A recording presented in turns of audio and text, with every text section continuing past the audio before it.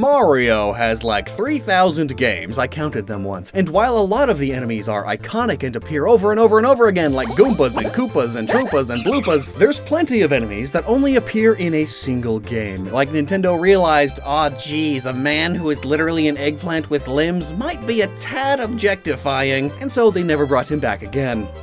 In a Mario game. With Mario and Luigi Brothership releasing now-ish, and it obviously showcasing many new enemies we'll probably never see again like the many other creative Mario and Luigi games, I got to thinking, hey, it's a good time to talk about my favorite obscure Mario enemies from the mainline games, and maybe we can figure out who the most obscure Mario enemy is, yeah? Like the Flipperus. Who hears Mario enemy and immediately thinks Flipperus. But they are pretty recent, and apparently they are well known enough because they're in a Mario Lego set, so it can't be that obscure. Like, it's no Pile Driver Micro Goomba. Yeah, that's its name. And the first time I saw one, I was 7 and I screamed.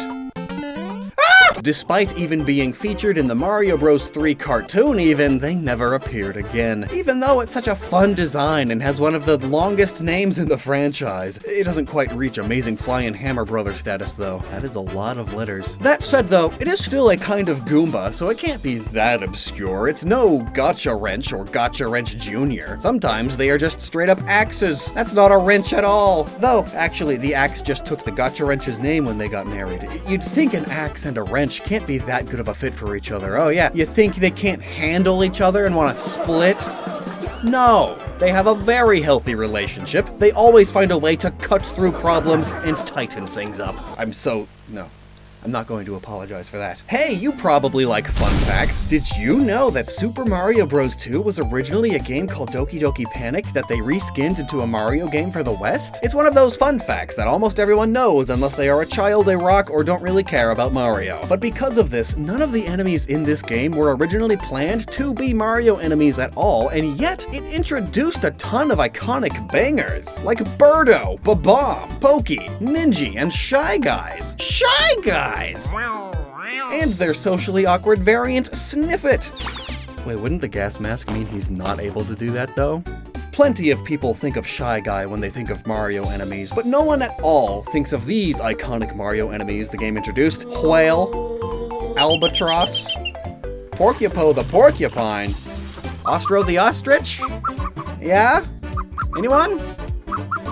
It makes sense they'd be forgotten though. They are kinda just animals, and you could argue they aren't even Mario enemies because of that. Like Sushi, that's just a shark. But even the final boss of Super Mario Bros. 2 is obscure. King Wart? He's in the game for under a minute, and unless you read the game manual, you'd have no idea who he is. Like, you'd enter the room and say, wait a minute, where is the Bowser? This frog is so obscure that he's not even real, because Super Mario Bros. 2 was all the dream Mario was having. Wait, so why didn't Wart make a cameo in Mario and Luigi Dream Team? Oh, that would have been so good!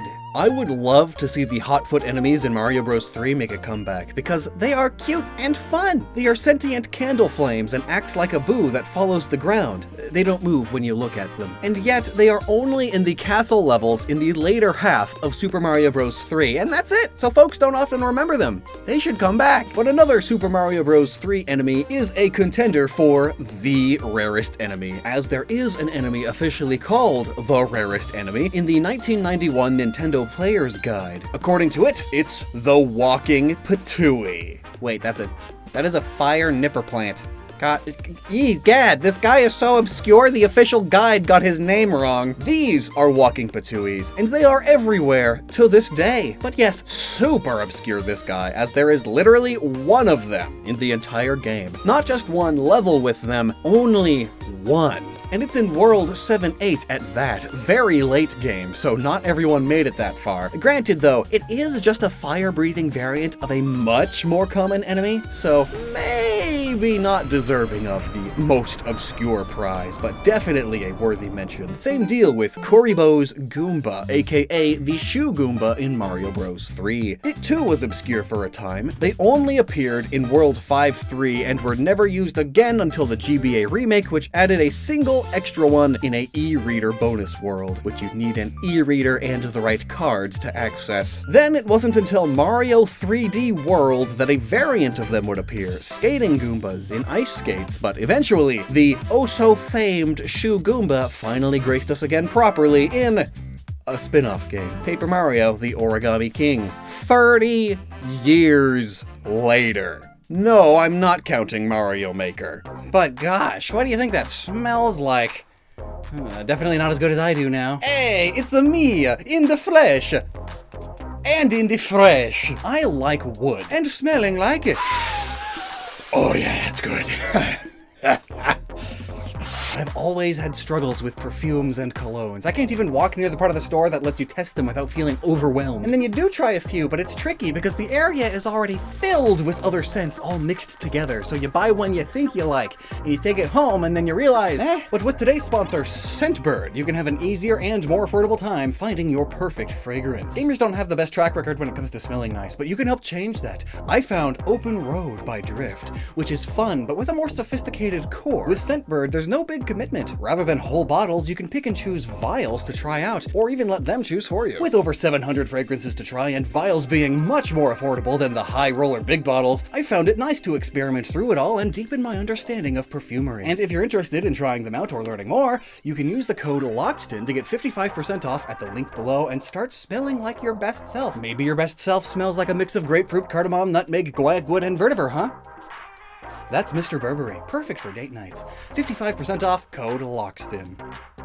Super Mario Land does count, however, and it was pretty unhinged and introduced so many enemies we'd never see again. Batadons? Moai with wings? Okay, I guess that makes as much sense as Toko Toko being a Moai with arms and sunglasses. Ah, a fire-breathing snake that just needs the name Nyololin, huh? Is that Tony the Tiger? Maybe he's related to those Sphinx that Mario just destroys in this game. Also, Koopa shells are bombs now, and fireballs do this. I told you it's unhinged! Its final boss is Tatanga. Who? Yeah, he's just like Wart, a final boss, but who? Some alien? What is he doing? Why is he doing? What is anything anymore? And this rock? Yeah, I thought it was just a tumbling rock, but it turns out it's alive. It's an enemy with a name, and that name is Gon-chan. I know Chan or Chan is a Japanese honorific for an endearing friend, often smaller or younger than you, but what is Gon? Oh. Su is a spider, and the name Su is a Japanese onomatopoeia for rabbit approaching. Like a spider sneaking up and then coming to get ya! Another one-off spider enemy is Kumo, who is named after giant spider yokai like the Yorogumo or Tsuchigumo. Pion Pi is a Jiangshi, which is a Chinese vampire zombie, essentially. And wow, Mario got dark. And Super Mario Land 2 continues with the dark themes. Like, is that just straight up a Goomba cosplaying as Jason Voorhees horror movie icon? Wow. Do you remember when Mario Odyssey came out and people loved the Mario Dark Souls level, but really it was just a spooky castle with a dragon and a darker, more realistic art style?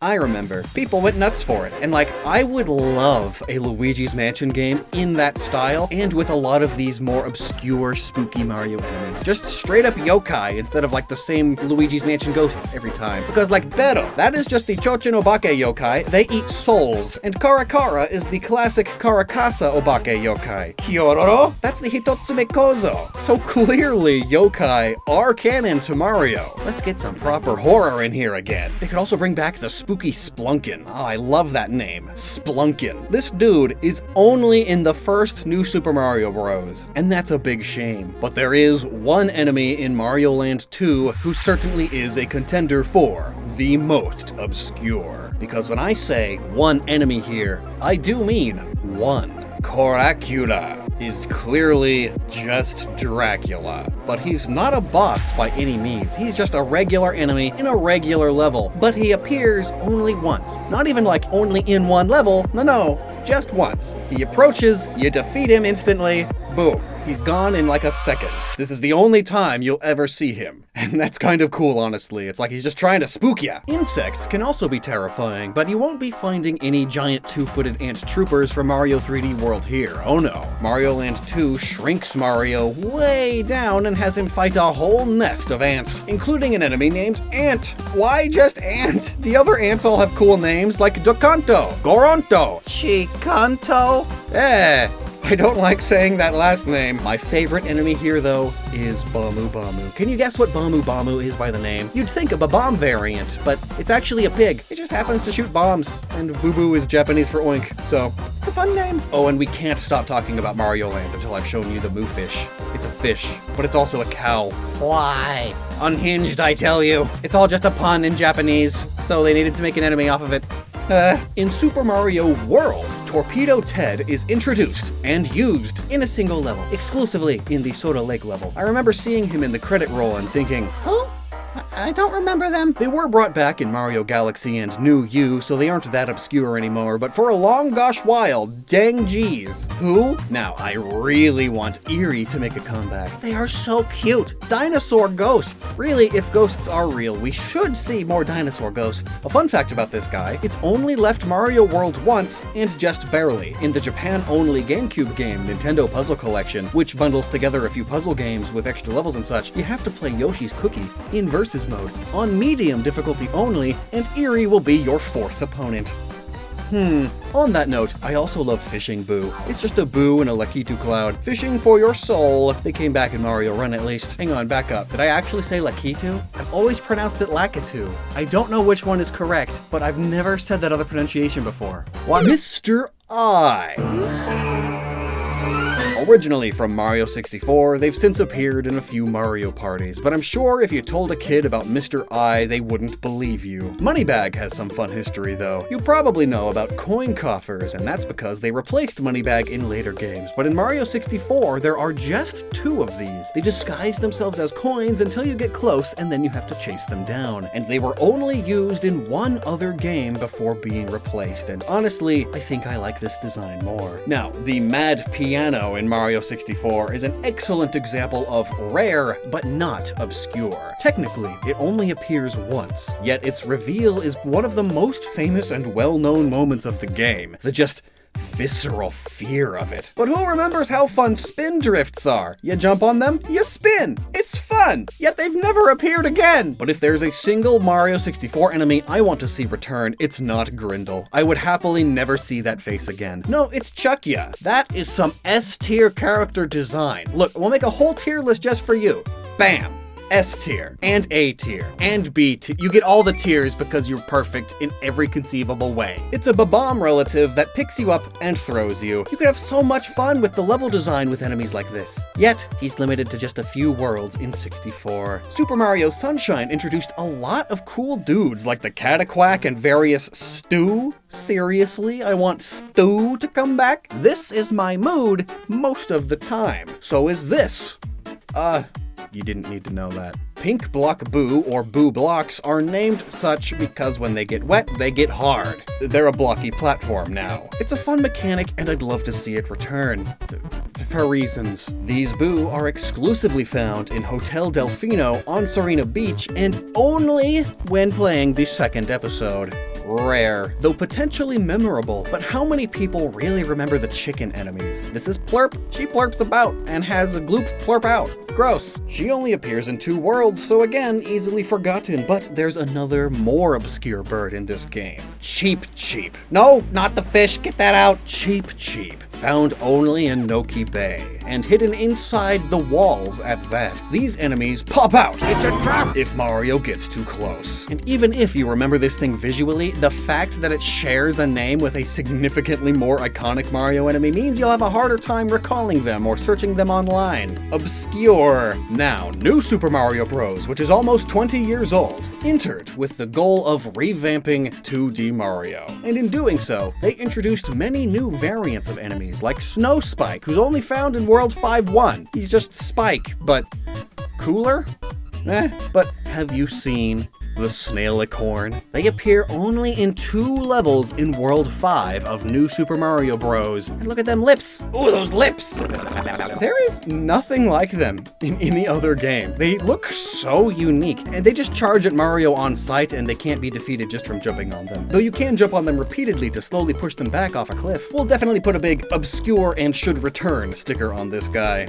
Yeah, Spring. Raise your hand if you remember Spring. A whopping 4 of them appear in the Boo's Boneyard Galaxy in Mario Galaxy, and that's it. They're kinda lame though. It's barely an enemy, so Moving on, Super Mario Galaxy 2 has Kleptodes in one galaxy for one mission, and they look like that. But of all things, Minecraft actually brought them back. The Mario Mashup Minecraft DLC replaces all of the frogs with Kleptodes, so these dudes are arguably more seen and more famous for being in Minecraft than being a Mario enemy, even though it's a Mario enemy. How's that for a fun fact? Write that down. Smeech is also a weird one, only appearing in a few galaxies, but there's just something about it. It's just a fun enemy. I enjoy it, but as soon as I defeat it, all memory of it is gone. The Draglet is probably my favorite obscure enemy, design-wise. Found only in Mario 3D Land castle stages, it's just super cute, honestly. Though it is often forgotten, it has some points against its obscurity though. It's featured in some main game art and in a big World 8 cutscene. Plus, it's just on the cusp of being recent still, so who knows? Maybe it will come back, because even Nintendo can't resist this adorable face. Now, I could have swore that Wallop had appeared in more games since Mario 3D Land, but nope, they were replaced by Walleyes. Mechanically, both are very fun though. Glad to see the mechanic return, even if Wallop itself is lost to the dust. I,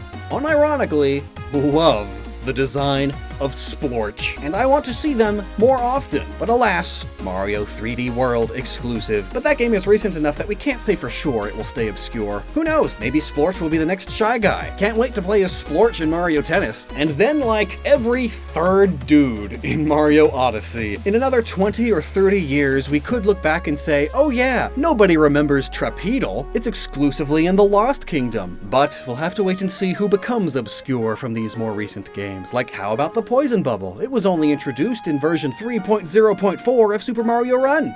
Who remembers that? So all that said, do we know who the most obscure Mario enemy is?